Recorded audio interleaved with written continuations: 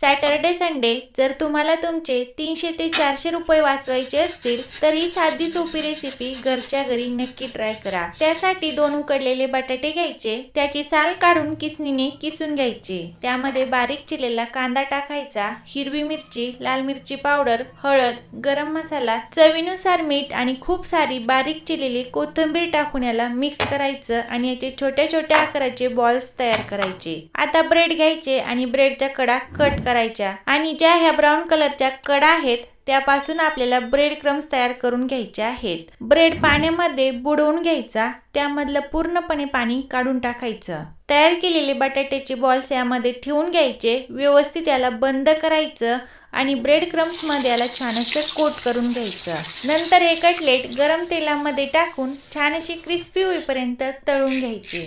तर घरच्या घरी स्वस्तात मस्त असे ब्रेड पोटॅटो कटलेट बनून तयार झालेले आहेत। तुम्ही पण घरी नक्की बनवून बघा।